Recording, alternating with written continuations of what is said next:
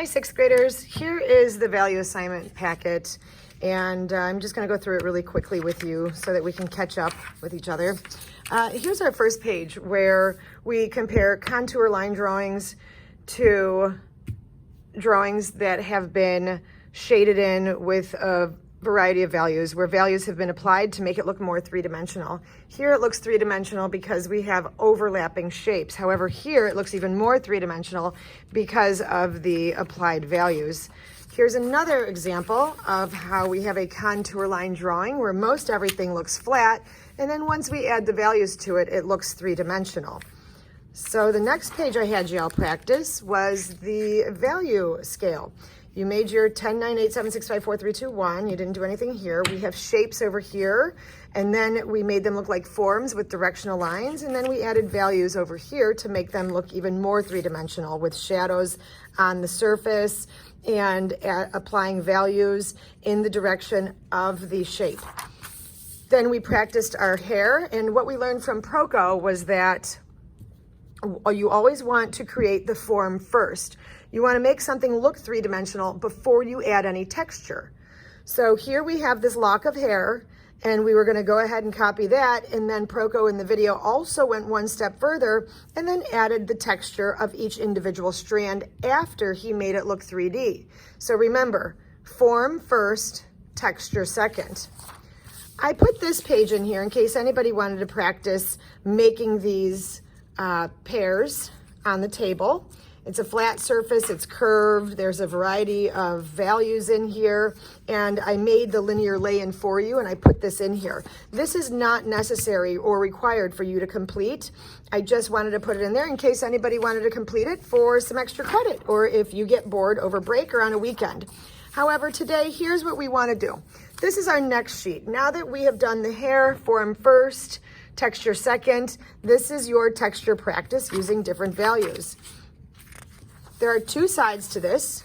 Here's page 1 with 4 options of textures. We've got a smooth flower here. We've got a flower petal. It looks like fur here. We've got some sand. We've got a piece of wood going on over here. We have a bark texture. We have flesh texture. We've got grass, and then we've got a gritty mountain. So your job for today is to go ahead and choose 4 out of these 8 textures, any 4. So there's 8 practices available. Go ahead and complete 4 of these, and it's your choice which 4. And of course, once you get done practicing 4 textures, I'd like you to take a picture of it. So if you practice this one, and then came over to this page and did this one and this one, please make sure that you're taking a photo of both of these sides, both sides, wherever your textures are that you recreated, and put those in your digital art portfolio. And I believe, I forget which slide it is, but put it in the next slide after the Proko hair video. I mean, the Proko hair sample. So right now you have this on, I believe, slide number 4. You're going to put this on slide number 5, and you skip on over to slide number 6 and put your texture samples, images of that there. If you want to go ahead also, this is enrichment. Enrichment means extra credit. So the textures are required. The pairs are optional. This is optional for you to practice on. Your eyes and nose, optional for you to practice on. There's some Proko videos that I can post.